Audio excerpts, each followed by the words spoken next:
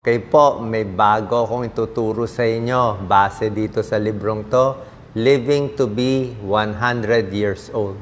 Okay? So nabasa ko tong book, actually ito rin naman yung mga inaaral ko. Binigay niya, inaral niya yung mga mahabang buhay sa buong mundo. May mga areas na mahaba ang buhay ng tao, lampas 100 years old, at sinamarize niya ano yung mga ugali, ano yung mga mindset nila, yung pag-iisip nila, bakit umahaba buhay nila. So, dito po, isa-summarize ko sa inyo, plus meron kayong matututunan dito. Ma-a-adjust natin yung ugali natin, yung sa buhay natin. So, 4 na lugar na mahaba ang buhay, tapos may 2 big study ng mga 100 years old, paano sila umabot dito. So, pagkat hanggang sa dulo ng video natin po, marami kayong matututunan. Kahit ako natuto eh. Kaya sabi ko, share ko sa inyo. So, the first area, 1 out of 6 to, na mahaba ang buhay sa Okinawa. Okay? Sa Japan. Dito sa Japan, konting-konti lang ang may sakit sa puso, konti lang may diabetes, konti nagkaka-Alzheimer, maraming 100 years old. Ano sikreto nila? O, dito muna tayo sa Okinawa. Lahat sila merong tinatawag na ikigai. May purpose to live. May reason to live. Bakit sila nagigising? Ba't sila nabubuhay? May plano sila. Pwede sa pamilya nila, pwede sa community nila, sa pagtulong. So may purpose sila. Hindi pwede yung walang purpose. Alam naman natin, sa Japan, yung diet nila, di ba? Maraming gulay, Mediterranean diet. Although ito sa Okinawa, marami silang soy products. Maraming tokwa, tofu. At isa pa maganda dito, another factor na mindset at ugali nila, meron silang grupo ng kaibigan, may social network silang kaibigan na very positive. Yung walang basher, hindi to Facebook o Twitter na maraming kaaway, nagbabangga, hindi. Yung network mo daw dapat ay puro kaibigan mo, puro positive lang ang sinasabi, at meron kang kasamang mga mas bata sa'yo. Hindi pwede pag 60 years old ka, kausap mo, puro 60 years old. Hindi pwede pag 70 ka, puro 70. Okay, kung bata ka naman, 30 years old, hindi rin pwede puro 30. Dapat yung mas bata, maganda kinakausap mas matanda. Yung mas matanda, maganda kinakausap mas bata para makuha mo yung energy. Sa Okinawa, may sunlight sila sa umaga, 10 to 15 minutes. Very active sila, walking, gardening, at very spiritual, madasalin. Kung ano man ang religion nila, madasalin. At isang factor pa, paulit-ulit itong mga mindset na ito, kita nyo, sa buong mundo. Mababa level ng depression nila. Hindi sila emotional. So tayong mga emotional, mainit na ulo, mabilis ma-depress, at puro nakakausap, puro bashing, puro kaaway, puro negative eh. Oo, puro negative. Pabaliktad eh. Ang tinuturo nila, yung grupo mo dapat positive lang.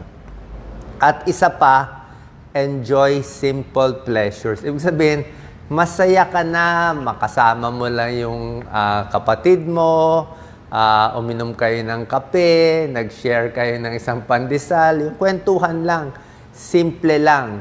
Nakita lang yung punong mangga, maraming bunga, nag-share lang kayo. Yung simple lang kaligayahan. Huwag mong laliman na kailangan may magarang bahay o maraming pera. Yung simple lang, simple life. Yan ang secret sa Okinawa. First country. Second country, tingnan nyo yung mga pareho at iba. Ang second na lugar na mahaba ang buhay dito sa Sardinia. Okay, Barbagia area, itong mga Sardinians. Dito sa Sardinia, marami rin more than 100 years old. Tingnan mo naman ang style nila.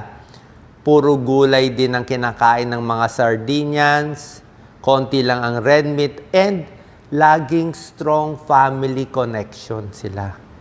Yun ang humahaba ang buhay. Siyempre, pag nadyan yung pamilya mo, parang kalmado ka eh. Di ba? Kahit ma-bankrupt ka, malugi ka, pwede ka makikain, pwede ka makitulog. Kung na-stress ka, baka magkasakit ka, wala magdadala sa'yo sa ospital, wala magbabantay sa'yo. Kung meron kang strong family connections, tapos yung mga kamag-anak mong mas bata, dapat close ka. Younger relatives closely involved with the person.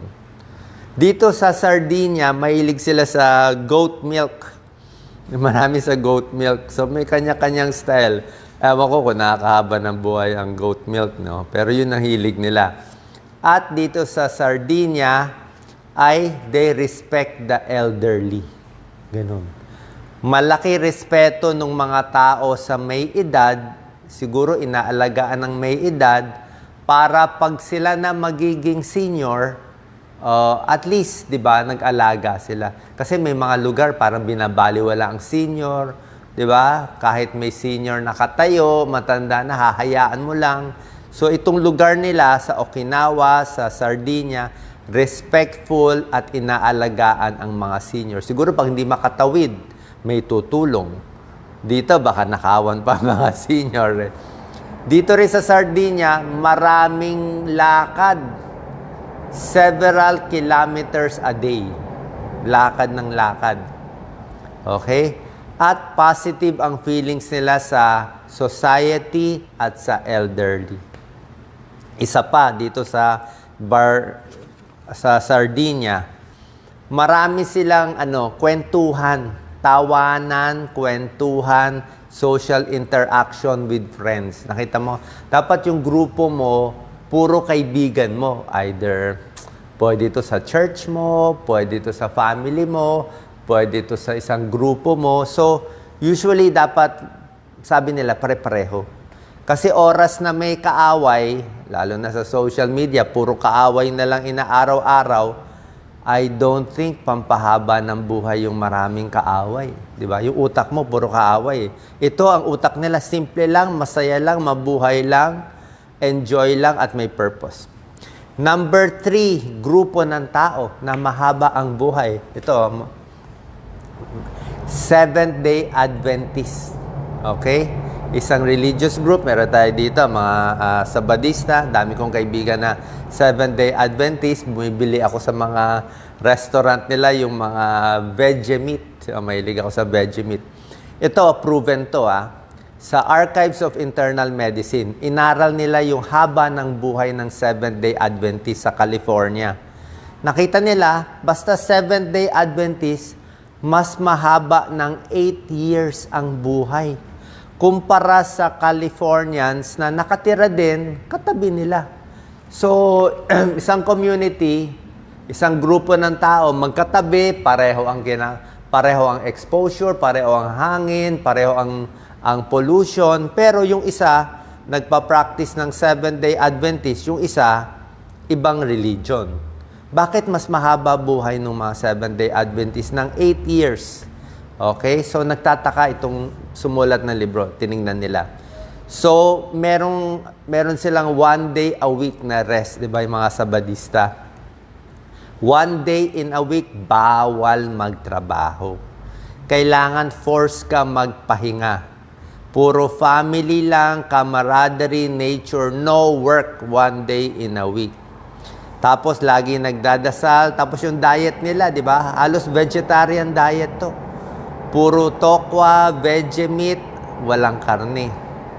At mga payat sila, low body weight, konti lang kumain. Okay, konti kumain. At they spend time sa grupo nila, mga Seventh-day Adventists, with like-minded friends. So, parehong religious, parehong grupo. Hindi ko sinasabi mag-Seventh-day Adventist kayo. Ang ibig ko lang sabihin, merong mga pare-parehong pattern Same group Kung nasa Okinawa man, or Sardinia man, o dito mga Seventh-day Adventists, usually same friends na walang kaaway. Mga Seventh-day Adventists, mahilig din mag-volunteer. Okay? Tumutulong sa community. May purpose mabuhay. Vegetarian diet. Dinner nila, halos lahat, konti lang. At lahat itong grupong ng mga tao to, no smoking, no alcohol. No smoking, no alcohol. Although, sasabihin ko naman, fair naman tayo, Dito sa Sardinia, medyo umiinom sila ng konting red wine. Doon lang sa Sardinia, may konting red wine sila, konti. 1 glass a day. Pero sa Okinawa, sa 7 day, halos walang wine. No smoking, no alcohol.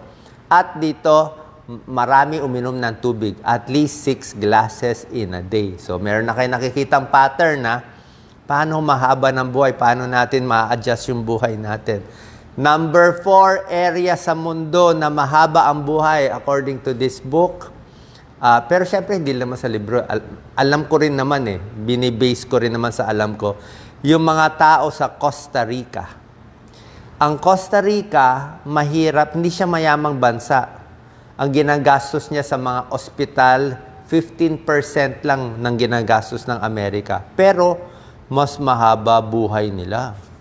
So, ano meron dito sa Costa Rica? Mga 100 years old. Okay? Nakikita nyo, sa Costa Rica, meron din silang plan de vida. Anong plan de vida? Purpose in life. Lagi sila may purpose. Bakit ako mabubuhay? Anong gagawin ko sa mundo? Anong mission ko? Para saan ba ako? May silbi ba ako? Diba? Number 2, sa Costa Rica, they want to contribute to the community. Gusto pa rin talaga tumulong sa community. Hindi pwede yung kala mo mayaman ka, may malaking bahay, malaking kotse, papakasarap, papaka-travel, kakain ng marami. Hindi hahaba buhay. Magkakasakit ka nun, madidepress ka. Kita mo yung pampahaba ng buhay, hindi pera May purpose, tumulong sa community. Number 3, malakas uminom ng tubig. Number 4 sa Costa Rica, focus on the family. Pareho pa rin, di ba? Almost the same ang mga tips natin. Number 5, konti lang sila kumain. Konti lang.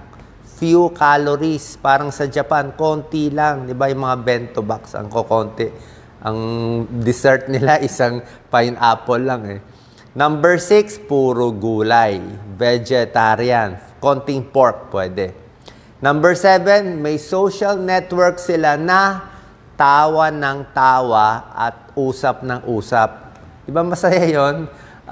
Nakalimutan nyo na ba yun? Isang barkada, mga classmates nyo, puro tawanan, puro kwentuhan, yun ang pampahaba ng buhay. Hindi yung marites na paninira, may kaaway, sisiraan to, hindi yun nakakahaba ng buhay. Ito yung nakakahaba ng buhay. Kaya ngayon, ang daming depressed Diba? Bakit nadidepress? Nahihilo sa puro bashing na lang nakikita. Diba? Kaya, simpleng kasihan. And number 8, physical labor. Mas mahaba buhay yung nagtatrabaho talaga. Yung ikaw mag-isa, independent. Linis, ayos, baka pati laba. Okay? So, yan yung 4 na lugar. Okinawa, Sardinia, Seventh-day Adventist at Costa Rican. Nabigay ko na sa inyo. Ngayon, may 2 malaking studies ito. The Georgia Centenarian Study, ito na-publish sa medical journals, at sa Japanese Centenarian Study. Sinamarize nila, inaral nila, ano ba yung sikreto ng pampahaba. Okay? Ito 2 study, summary of all. Tingnan natin na kung meron tayong kakaibang madadagdag pa. Dito sa Georgia Centenarian Study, ulitin ko, no smoking, no alcohol or little alcohol. Ito pa, normal weight. Tama ang timbang. Bihira tayo makakita ng 100 years old na overweight. Nakakita na ba kayo? Na matabang mataba, umabot ng 100? Usually, hindi aabot. Yung mga umabot ng 100, sobrang payatot. Usually, babae na payat, di ba? So, physically active. Laging nagbe-breakfast. Okay, dito sa Georgia Centenarian Study, kaya kailangan mag-almusal kayo. Eat breakfast on a daily basis, pampahaba ng buhay. Avoid weight loss diet. Delikado yung iinom ng pampapayat, papayat, tataba, papayat, tataba. Mahirapan yung katawan At dapat problem solving, gumagana yung utak. Aral ng aral. Okay? Aral ng aral. Usually nga, yung mga nag-aaral, lagi nagbabasa, mas sumahaba buhay. Ito yung maganda dito. A relaxed practical, non-stressful personality style. Kaya nyo ba to? Nakuha nyo ba? Dapat ang personality mo daw, relax, non-stressful, at practical personality. Kaya nyo ba na hindi ma-stress yung personality nyo? Na kalmado lang, na hindi magbumura agad at magmawala. Diba? So, yan daw ang pampahaba ng buhay. Good family support, kamag-anak support, at friend support. Okay? Walang perfect na magulang, walang perfect na kapatid, walang perfect na pinsan, pero kahit papano kamag-anak mo, dapat kinakausap pa rin. Kahit papano cordial kayo. Kasi kung mortal enemy mo ang tatay mo, mortal enemy mo nanay mo, o yung kapatid mo, walang pupuntahan. Kailangan may isang magpapatalo. Usually tayo dapat magpapatalo. Kasi pag walang, sa dalawa nag-aaway, may nagturo sa akin, imposible na walang magpapatalo eh. Kung pareho gusto panalo, away yun. Oh, away, okay lang, away, tama ka, away. Pero hanggang kailan ang away? Hanggang kamatayan, mag-aaway, parehong iiksi ang buhay. Parehong talo. Diba? Good family support, friend support sila. Next, no clinical depression. Yan. Kalaban talaga depression eh.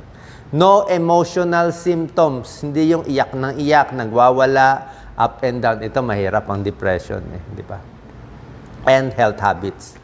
Number 6. Ito yung Japanese Centenarian Study. Ito na yung huli. Pero merong bago dito sa huli na to.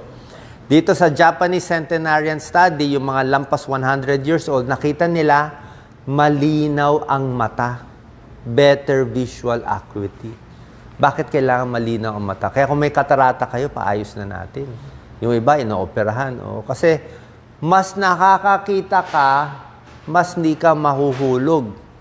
At dito sa Japanese Centenarian Study, dapat daw hindi ka mahuhulog. No history of fall after 95 years old. So, yung mga 90s, ang kalaban talaga yung bagsak. Yung pagbagsak.